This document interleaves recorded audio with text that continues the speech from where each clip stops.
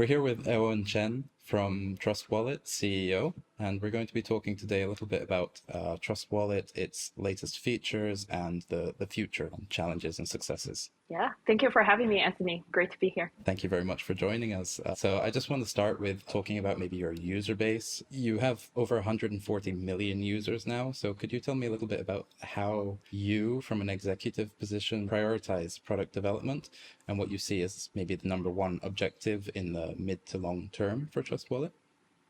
Yeah, so for anybody who might not be too familiar with Trust Wallet, we're quite an OG mobile wallet brand back in 2017. At that time, in the crypto history, that was the first ICO craze moment. Many of the tools are very developer focused, so very clunky to use. At that time, our starting point, which continues to be the mission, is just want to give people really simple, mobile, controllable, that people can hold all the shitcoin at that time on their phone. So that has been the genetics, is that it has always been created for the normal people, that they don't have to have a developer background, they don't have to have a very complicated understanding about crypto. So that has been the mission that we're trying to do, is always how do we opening up the doors and create a product of the experiences that's simple, because crypto is complicated enough. And how do we reduce the hurdle, reduce the complications, and give people the confidence that they feel that they can navigate through the blockchain world, so that ultimately they can take the ownership much better, because that's, the foundations for decentralization is people take the full control and the ownership of their assets, and hopefully in the future, the data. So, with that UI UX idea about keeping things simple, easy to use, it also means we're also evolving into how to help users to deliver values and discover, what the crypto has to offer them better. How can we integrate and present all the opportunity crypto's industries are developed throughout the years, and have users be able to find them, use them in a simple and fun way. So that has been a vision about both how we design, what we choose to include. It's not only dependent on us, it also depends on what the industries come up with. And with so many user base nowadays, we also realize that our mission is not just about the users, but also to help the projects too. We know that we have this valuable platform, the user traffic, the trust, the retentions that people have. Then we do want to help the projects. If they're good projects, they want to be discovered. They wanted to figure out a way to be showcasing, presenting to the users, or having their service and features being discovered by the users. We are also working really hard, creating features, the platforms to help the projects to better engage, to build communities, and then accumulate their own user base as well. So those are the free front, right? How to keep it simple, how to deliver values, and then make it discoverable by users. And by doing so, adding values to the projects so that they can also grow in the industry as well. How do you keep on top of the evolving landscape, and do you find it challenging to introduce the right tools at the right time and prioritize that kind of thing? Yeah, I have to say that it's always the, startup leadership team's dilemma, right? If you ask my team, they would be like, oh, why does she always ask for the things yesterday? To be ready yesterday. I'm sure that we're not the only one, but I also recognize that it is a fortune to be in the industry that just evolved very quickly. And then there were always new things, exciting ideas, exciting experiments going on. But of course, it also means that not all experiments work. So for us, how to keep up with things, I think at the current stage of the industry, back in 2017, it was only Ethereum. And our product was an Ethereum Maxi product too. But just like the evolvement of the industry, it becomes a multi-chain world. People are figuring out what's the better infrastructure to build. Even up to nowadays, I would say that it's still a multi-chain world. There are so many chains being developed going on. So for the past, 5-6 years, it was a lot of the hard work to build up infrastructures so that we can support in the ecosystem and modular way that help us to support different ecosystems, new chains, faster and easier for us. We do it such as if it's any EVM chains, Cosmos, Move ecosystem, then we build up the tech stack in a way that can be supported much faster. And we also have the open source layer, we have the modular layer so that we can speed up. However, though, I would say it's not just about because it's easy to do, we will do it. Starting from this year, we're making better decisions, because right now there are much more chains than the depth. we do want to deliver the values for the users by not only giving them the breadth, but also trying to help the users to find the values in existing chains anymore. How can we go deeper? How can we surfacing the better opportunity, no matter that's the dApps, that's the chain features, better to the users? I think that we don't want to encourage the industry that there are more infrastructure than utilities, because that's not going to be healthy.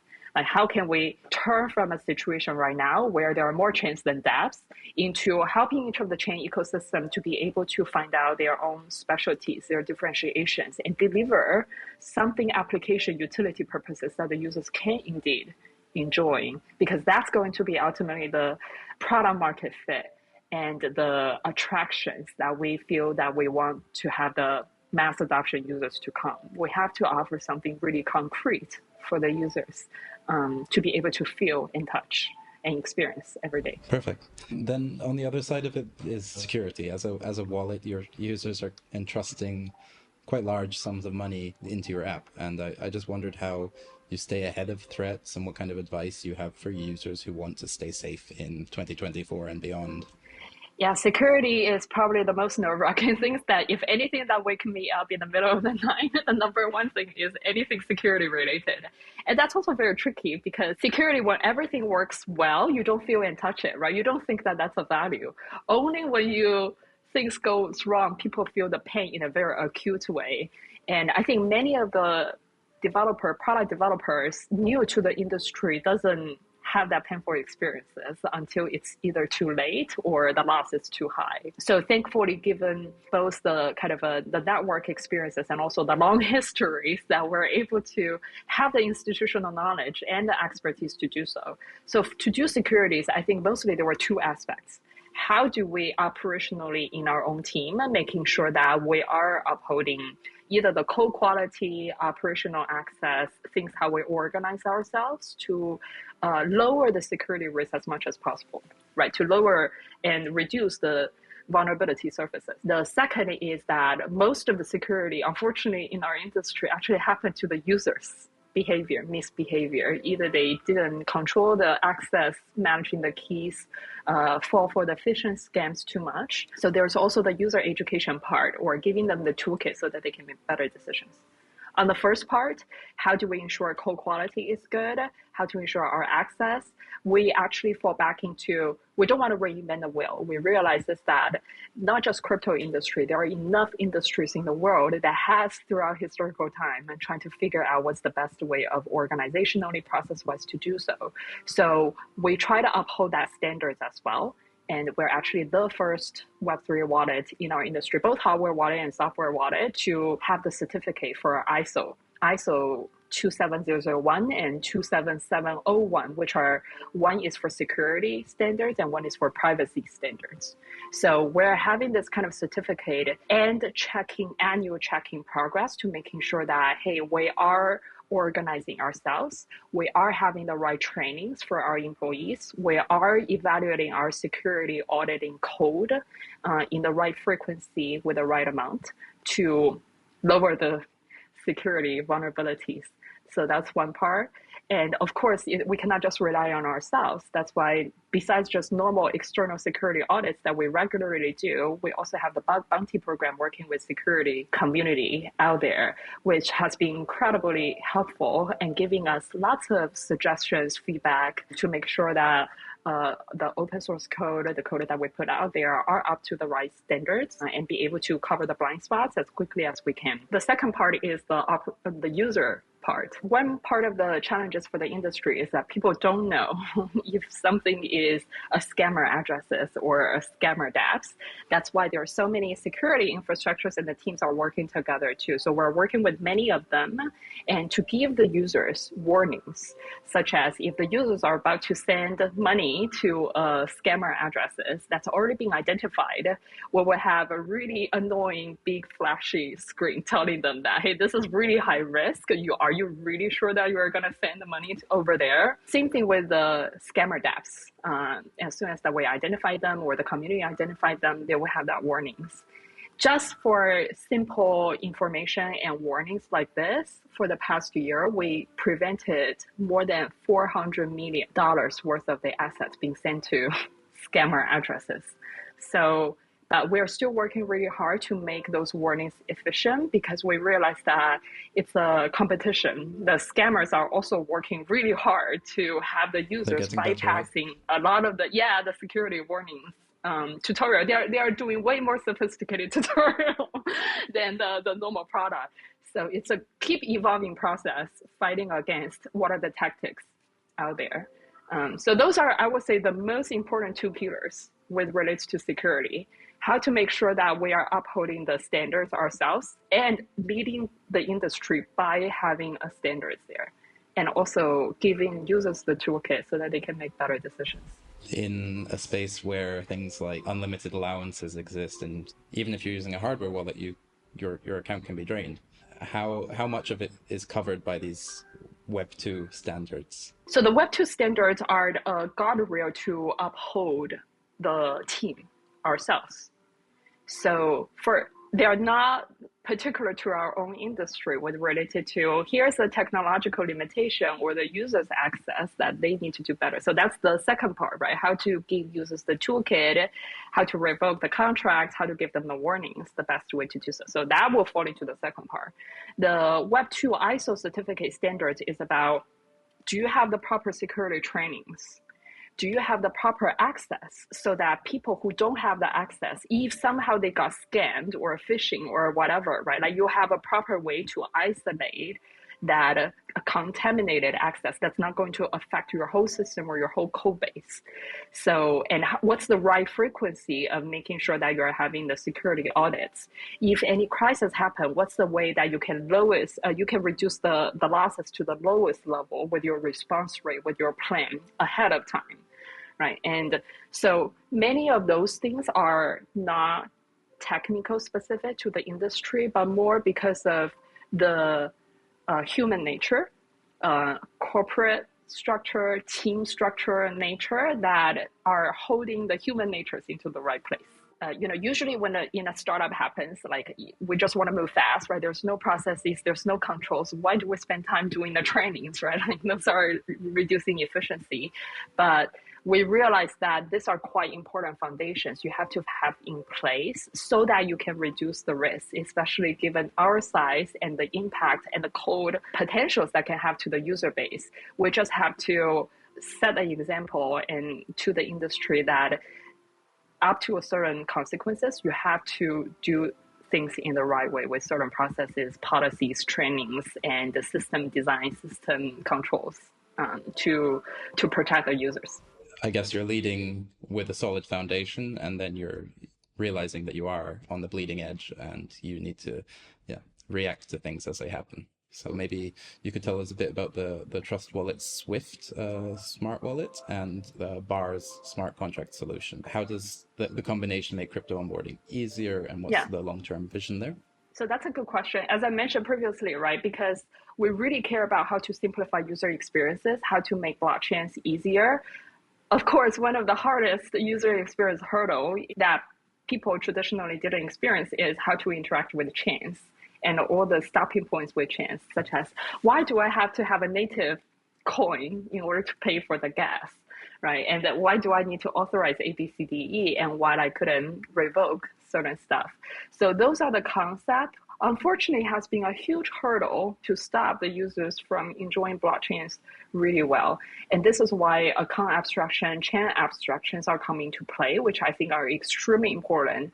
And especially for our vision to make things simple, right? Like those are the complicated technical solutions on the surfaces so that we can deliver simple experiences for users. That's why when account abstractions came out, this is a technological development that really fits into what we would imagine and what we need to adapt in order to create that experiences.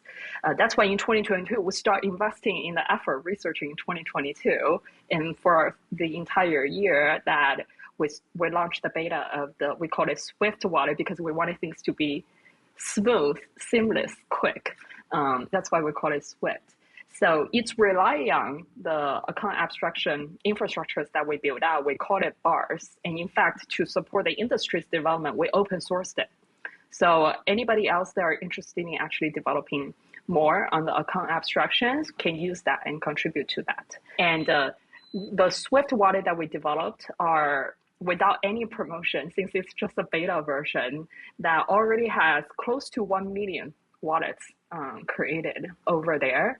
I think it makes the second largest smart contract wallet. If Gnosis Safe is the first, we're probably the second without almost anybody noticing it. And we do find that users no longer struggle with the gas fee payment. People can send transactions much faster, interacting with dApps much smoother with the 7 chains that we supported. Also, account abstraction offers additional foundations for advanced features that we would like to have, such as how to do recovery, how to do inheritance, or even advanced trading features, or whatever the things that users want, like DCA, those things you need a program into it, and smart contract wallet allow that to be happen. So we're quite excited about that, especially given the understanding we find the retention rate for a smart contract wallet is higher than normal EOA wallet. So it does say that users care about good experiences and will engage with the product a little bit more. The next step for us to think about that is, of course, we have to also go that with the industry. How do we gradually make smart contract wallet and the feature mainstream? How to transition from the EOA to the actual account abstract world is what we do care about. It's not going to rely on us, it needs the entire ecosystem support, right? Are there enough dApps supporting account abstractions protocols? Because if the dApps don't support it, then what do users use it for? So there's still going to be collaborative effort that we move together and ultimately to create that, hey, you not only have a simple experiences, you can do enough things with it. And that's what we hope the next stage can be. How are people using it so far? Did they tell you about their friends being onboarded and starting to use crypto? One really good story and feedback that I got was from a P2P vendor in Austria. So apparently there were enough generations who experienced World War II or slightly post World War II had the experiences that their accounts got frozen by banks. So those are the population even nowadays are holding the majority in cash. But due to whatever things happening in Europe, they are no longer able to use cash in an easier manner. So they actually, due to that, are starting to onboard into crypto. And then how for them to have a good key experience, how to make sure that they can navigate through the different chains, they need to use it in a very simple terms like a USD stablecoins or Euro stablecoins. So when I was showing the product to the P2P vendors, just in a simple event, and then he saw it, his eyes light up and said that this will really help those older generation of people who would not want to learn much about the technology and the blockchain and just need to have a reliable way of getting things done with the least knowledge, so-called. And he's trying that with his elder generations in Austria with the how to convert cash into a stable coin and be able to preserve them, hold them, and potentially use them in the future. So that's fascinating because it's actually working exactly as you'd intended. My grandmother can use it now, and that's beautiful. I know you have to go in a second. I just wanted to talk quickly about the new Launchpool feature. Could you just tell us what the Launchpool is? So the whole thesis is coming to be is how do we help projects to build engaging on-chain communities before potential major milestones that they hit, such as either listing on exchanges or after listing on exchanges, but continue to grow their user base. Something we realize is that we tend to have really high quality, reliable users because, well, due to the mobile nature, due to certain other aspects of our product design, there were less workshops, less bots that tend to be our user base. And also TWT is a community that we belong to, have really lots of diamond hands of the users that tend to be holders and always wanted to discover new opportunities. So we'll be like, how can we, back to the thesis, right? Like now we have this platform, we have this community. How can we create something to help the projects be better discovered and potentially convert high quality crypto user base to be their own community? And we definitely learn things around. We saw Launchpool model has worked on the exchanges. It's more on the centralized manner, but we see the opportunity opportunity to do it in the decentralized and secure way, or being a so-called testnet for actual exchange listing. So that's how we were thinking about that. We're testing it out. The users can basically stake or lock up TWT or another partner token, however the project thinks is a very important partner for them, and allowing this community to receive the token distributions from another project, from the third project. So this helped the project to potentially acquire the high quality user base of either TWT community or another token community. And it also gives them an exposure, because sometimes in the crypto space is that you have to be a stakeholder in order to care enough about it. And then we would design engagement through our platforms to help the projects for the users to experience. So with the goal that it will be little contributions to help the projects and the community to build up a relationship and community with each other. So that's the whole idea. We're going to test it out and helping the projects, hopefully, in the way that we intended to do so. Thank you very much for joining us, Eowyn. And no problem. yeah, it would be great to speak again at some point. Thank you, Anthony. Great talking to you. Thank you for having me.